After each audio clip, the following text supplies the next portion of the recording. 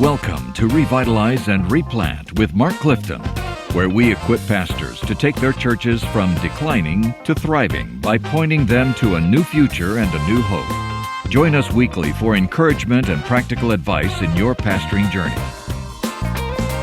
So a few Sundays ago, I was telling my people, and I was teaching this. I like the way you say "my people." They are my people. You sound like Moses. Well, they are my people. Okay, I just thought I'd They share are my that. family. My family. It's, All right, my people. God, my people want to go. There you go. And my people go. And I was talking to them about ministry. Everybody has a ministry. I mean, we're called to ministry. And one of my dear saints said afterwards, "Does that mean I have to start dressing differently?" And I said, "Well, what kind of ministry are you called to?" But you brought up a very interesting point that a lot of our pastors are really struggling with this very question of ministry. Yeah, I have. Let me introduce this real quick. Oh, that's right. This forgot. is Revitalize and Replant with Mark Clifton. There you go. There's Mark Hallock. Hey, guys. I'm Dan Hurst. There we go. And let's talk. You have a great discussion lead here for us. Yeah. Well, first, you may have some men in your church who are perhaps interested in becoming part of the ministry.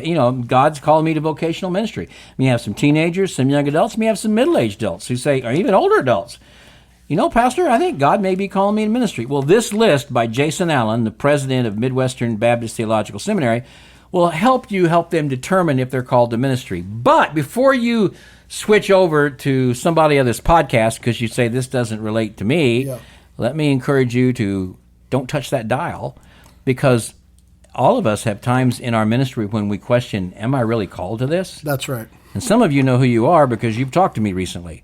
And you've had some struggles with your church, some struggles in your life, and we all at times will say, did I understand my calling? And I may have the job as a vocational pastor, but maybe I don't need to be in this work. So these are 10 things you can look at to sort of define whether or not you are called to ministry. And I think they came from Jason Allen, and I think they'll be very helpful. So number one, how would you unpack this for us? He said the first one is pretty obvious. Yep. Do you desire the ministry? Do you desire the ministry? And let me put it this way, or do people desire it for you? I mean, sometimes you got a pastor or a spouse or a parent who just sort of desire it for you. That's true. And you sort of feel like you've been focused into this. People have said, oh, you would be good at this. Yep. You have the heart for it. I see God's calling on you. And some guys just feel like they were sort of funneled into kind of a weird pressure, peer kind pressure. Of a weird pressure. Yeah. And so do other people desire it for you? Or do you? And the word desire there could you do it? Can you do it? Yeah. Can you find happiness in it? There's a difference between being able to do something and desiring to do something. That's right. Talk about what that would mean. Well, and I think qualification of eldership goes along with this. Aspiration. Do you aspire? Would be a word. Do you aspire to it?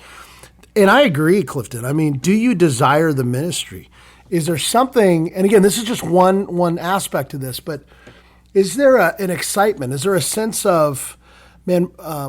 I really, when I think about the different things I could give my life to, I really am drawn to this. I want to do this. I mean, if God were to allow me, I think I'd love to do this. Oh, I think the word desire is very powerful. I mean, you think of something that secular that you've ever desired, whether it's and this is such a lame explanation, but a particular car when you were in high school. Oh yeah. Or a particular, if you're a collector, a particular thing that you've wanted to collect. You desire that. You desire it's more than just I would like to have it. Yeah. It's like it's a driving passion. I almost have to have it. I almost have to have it. Yeah. And so in that kind of ministry, regardless of if you get paid or not, what your platform is, I desire this. And there's a difference between, as I said, between someone desiring it for you, or you could be happy doing it, as opposed to really desiring it. Yeah, Spurgeon, so in his lectures to my students, he said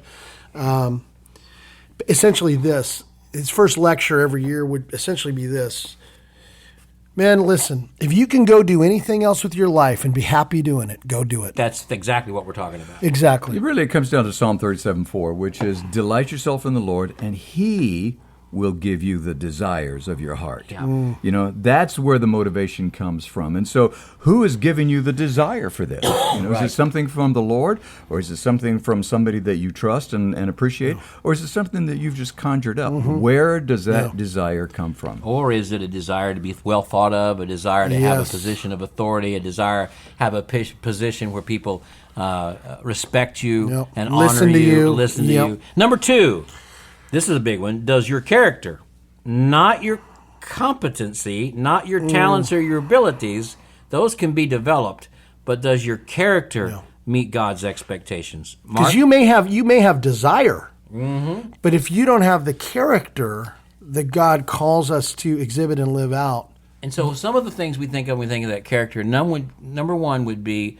a truthfulness and an authenticity, not any deceit, not any covering anything things up, not any prideful agenda, but a humble purity, a desire for holiness. above reproach Above is one of the reproach, authentic, Yeah. genuine, not deceitful, not the kind of person who wants to hide things, but someone who generally wants to be open and passionate about God and pursuing Him. And does your character, just who you are, it's a little saying you see on people's desk, but it's true. Character is the thing you do when no one's looking around. Yeah, that's right. That's Yeah, who you right. are. Yeah. Yeah, do you in your heart of hearts, part of this is, do you desire God way more than you desire ministry? In other words, good point. you know what I'm saying? In your heart of hearts, it's you and the Lord. Is Jesus your greatest treasure? And in light of that, I want to honor Him with my life. I want to walk in holiness. That's number one. Because if your character isn't, and we're not saying perfection. We are all in need of the grace of God. We know that. Okay, well, let me give you a good illustration of this, and maybe you can use this, you guys, in your sermons. You probably will. So imagine you got a dairy farmer, and it's the middle of winter, and it's in North Missouri, and there's 2.5 feet of snow on the ground, and it's 0 degrees, and he's got a 7-year-old little boy, and the 7-year-old little boy idolizes his dad. And every night before he goes to bed, he said, I want to get up with you, and I want to go feed the dairy cattle in the morning. And his dad says, no, you're too young. But finally, his dad says, all right, you really want to do it? Then tomorrow morning, I'm going to knock on your door once at 4:30.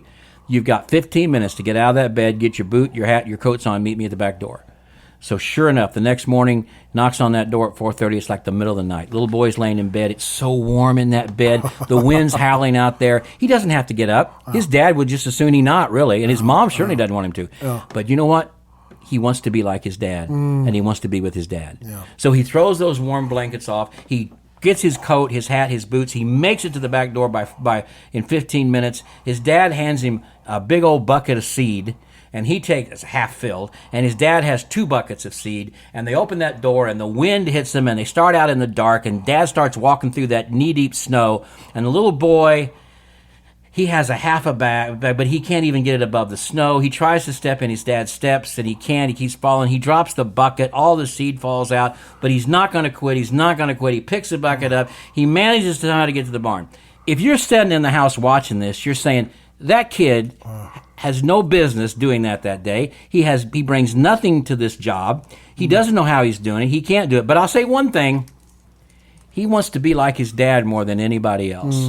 Wow. So it's not necessarily how well you do it. It's why you're doing it, what your heart is. Yeah, that's right. And that's what we mean by does it meet God? Does your character meet God's expectation? You may not be the best speaker. You may not have. You can learn those things. That little boy could learn to grow into those things, but you can't learn the heart that gets you out of bed and gets you to do that. And people would look at him and say he wants to be like his dad. When people look at you, Pastor, is that what they say? Do they say he wants to? You may be able to feed the cattle better than anybody, but is it because you want to be like your dad or not? So that was a long story. No, it's great though. No, that's exactly right. In a 20-minute podcast, that took up way too much time. It's okay. It's perfect. It leads to number 3. All right. Number 3 is your household in order. So part of this is you just hit my own heart, right? My walk with the Lord. Well, that should overflow, into the way that you treat your wife and lead your children and love your children. Again, there's a reason why God has given qualifications of pastors, elders, and deacons in the Scriptures. And I've heard some people say, well, those we can't take them seriously. They're too high and nobody can meet them. The reality is, as Carl Trueman says, actually every one of those qualifications really is just a characteristic of a normal Christian. And so really what it's saying is, if you're a pastor elder, of course you should be living these out. It's not too high. It's not only, in our modern culture would we say that. But here's the deal. Why do you guys think, if I'm a pastor, let's say I've got a desire for ministry, it sure would appear as my character, I love Jesus, but quite frankly, my household's not in order. My marriage isn't good. My kids, I don't have a great relationship with my kids. Why does that even matter? Because that's the basis of your ministry. That's the foundation of your ministry. And you're going to need their support and their love and their affection in order to endure the hardships that you're about to follow. And so you've got to have that in a solid place. And so sometimes you need to spend some time working on those things before you even think about entering ministry. That's right. But let me take a little bit of a sidebar here. There are a lot of guys whose adult children or even teenage children become reprobate. What happens if I've been a faithful pastor for 15, 20 years and all of a sudden I have a teenage child who becomes reprobate? Yep. Gets into drugs, doesn't go to church, maybe goes and lives with somebody that they shouldn't be living with in a non-married relationship. Do I resign because my household's not in order? I've had a lot of pastors question that. Let me speak to that.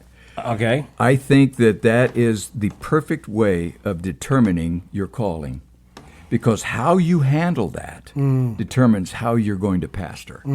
How you handle your child that is reprobate determines it is an example. It's a reflection of how you're going to handle that church member who is reprobate. And so what I would say is, your household in order. The Scripture would say, you've got to be in a godly format in your household. I think you can't control what your teenage or adult child does, but you can still have your household in order by the way you deal with that. Exactly. Yep, that's right. That's what I'm trying to say, brothers and sisters. And I think that's the emphasis, I think, of what the Scriptures teach. But are you dealing with that in a godly way? Yeah, that's right. And a way that honors God and is true to His Word. So I would just say to my brothers and sisters who are facing that right now, man, don't see this as immediately you're disqualified because you have a reprobate child, but rather, are you handling that in a godly way? Yeah. And that's the key there. We could spend more time on that, but hopefully you hear that. The next one, does your church affirm your calling? You skipped one, but that's okay. Well, they don't know that. That's right. They didn't know that till you said that. Well, but I'm looking at the list, but that's okay. Let's go with yours first. Okay. Does your church affirm your calling? Why is that important? Well, because if the Lord speaks to, the Lord told me I'm called to preach. Yes, but it hasn't. But He's going to tell other people that too. Not only this is important. Not only your church, but your wife, your spouse.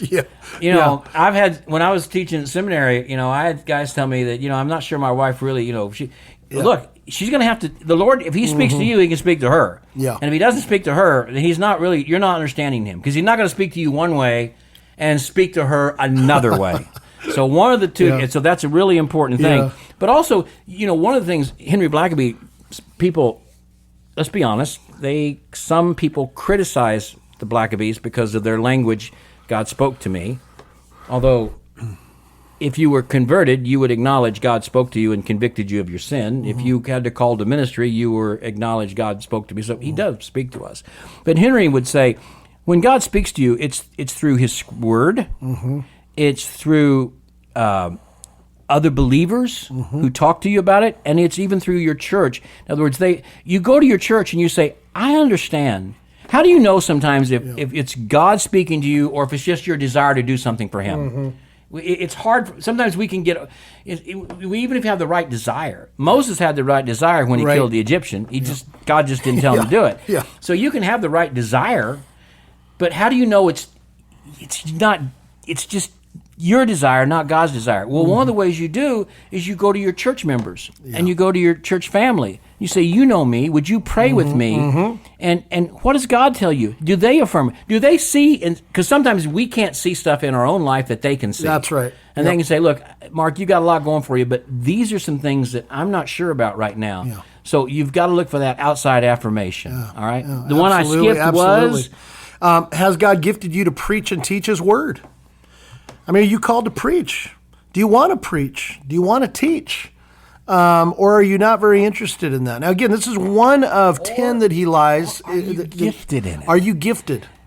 Have we not at times struggled through men who want to be a preacher, and after a lot of effort, they just don't have the anointing? You can doesn't click. You can tell that we're in the pulpit or they're teaching, they're not communicating, it's not working, and it's forced.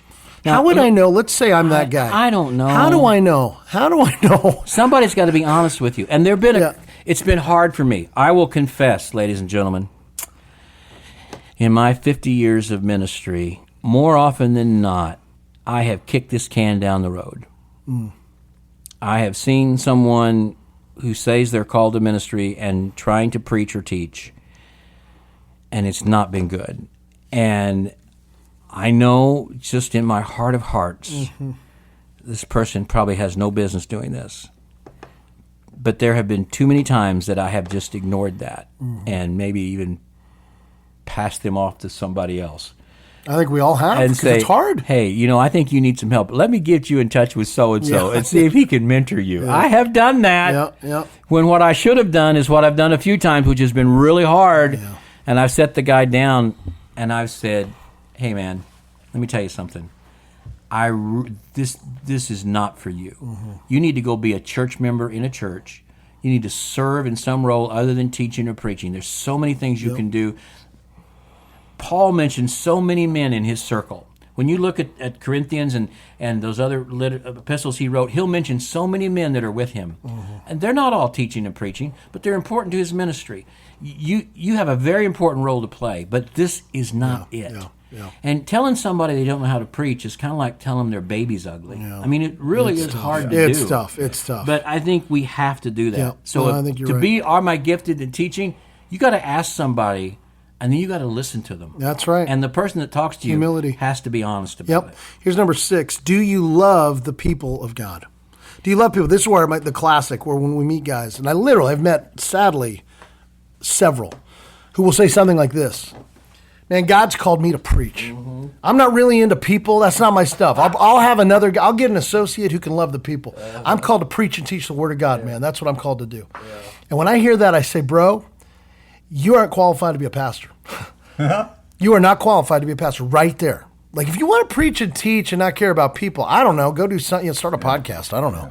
But if you're going to be a pastor, you love the people of God. I say this all the time to my people all the time. God's people who love God love God's people who love God. And if you're a pastor who if you don't weep over your people, I question. Well, that's right. I question your calling. And many people have said it. Most recently, I've seen H.B. Charles say it many times. I don't care if you love to preach. Do you love the people you're preaching to? Oh, that's it. So that's exactly it. It doesn't matter if you love. Just loving to preach is loving to be heard. In fact, it's loving to perform.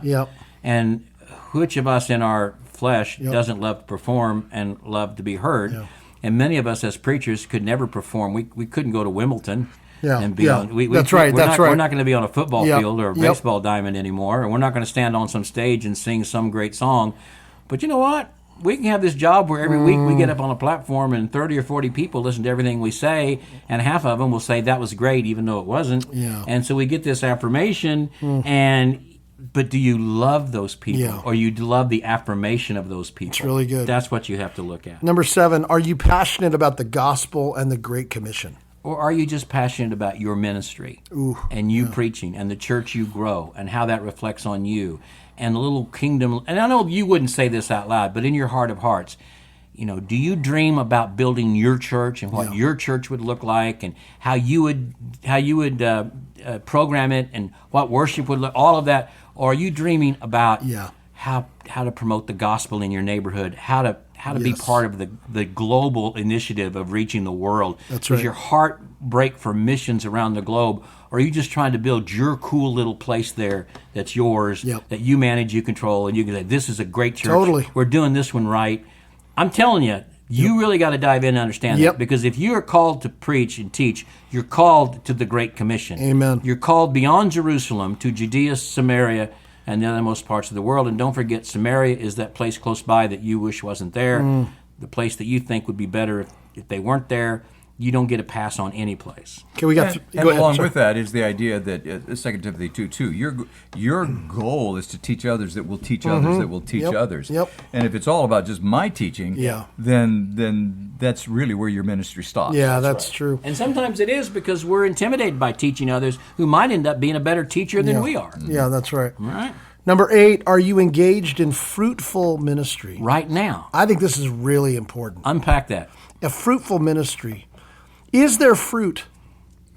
When I look Just at being honest. Look, and even if you're a teenager and you say, God's called me to ministry, then what in your life has shown That's right. any fruit of the Spirit, any fruit of the gospel? Yep. Has there been anything in your life that has shown that you actually have this? That's now, right. we got to be very careful here, though, because are we saying results, Okay. or are we talking about the fruit of the Spirit in our ministry? Yeah, I mean, we're talking about, I mean, again, not worldly results, but fruitful ministry. I mean, let's think about it. What would be some examples of fruit in ministry for... Who are you discipling? Totally. Even as a high school kid. That's right. If you're not sharing your faith and discipling somebody now, who are you? Certainly, if you're an adult and you're a young man and you're considering ministry, who have you discipled? Who has discipled you? Yep. Whose life is noticeably better in terms of their Christian walk because you have influenced them. Where not how many, not the numbers and all of that, and not talking about but is there a wake? Have you left a trail? Yeah, that's of good. Godliness that people can then recognize and say, my life is more edified because I encountered this person. Yep. That's what I think that's and great. if there's nothing there, if there's it's a blank state, then you can't just begin in ministry. Yep. Your ministry begins before you even start ministry. I mean, that's why, again, as part of our pastoral internship, the first thing we do is we say, hey, we want you to start a class or a group. Yep. Start it. So 1, we want to see, can you gather people? 2, once you gather them, do you know what to do with them? Can you disciple them? Can you grow them to the point where they're discipling others, right? And so this is part of assessing fruitfulness. And again, it's not about big or whatever. It's just about, can you do what God's called you to do? And is He clearly at work in this? Yeah, that's the point. What I mean? Is God doing something through you that's in right. somebody else's life? And there's a sense, too, and I want to be careful about this because I don't want to be totally secular about it, but there's a sense, too, of have you led anybody to anything? Have you led anybody in anything? Dude, that's it. Have you ever been a leader of anything? Because if you're going to be a pastor, you're going to lead people. So have you ever led anything? Yeah. Have everybody seen you as a leader? If not, that doesn't mean you can't learn to lead because you can learn leadership. If you have character and calling, you can learn leadership. But oftentimes, the leadership will be evident in your that's call. right. That's right. Number 3, are you ready to defend the faith? Apologetics. Talk quickly about that, Mark. I mean, can you defend the faith? I mean, part of this is, earlier we talked about being able to teach and preach the Word of God, and that's exactly right. But I would say along with that, that's why I don't put total different categories, but this is in the realm of theology. Do I know what I believe and what we believe and why we believe it? Right. So if I'm talking to a non-believer who has questions about how can you trust that Bible?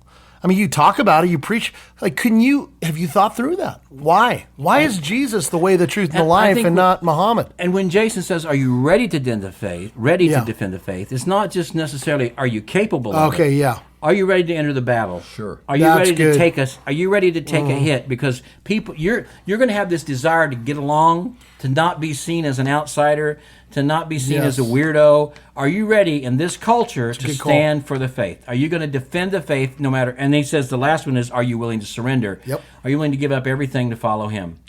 If you're not. So these are 10 great ways to determine in your mind and your heart, has God called me to ministry, and to help other young men or even older men discover if God's called them to ministry. I would actually take number 10 and take that one step further and say, have you surrendered? Yeah, that's true. As opposed to, are you willing to surrender? That's that means that I haven't yet. Yeah, have you? And so, have you actually surrendered? Well, I surrender all. There you go. All to Jesus. Let's all sing. Don't bring it. Oh, here we go. Surrender all. One more verse. If no one comes, we're going to close.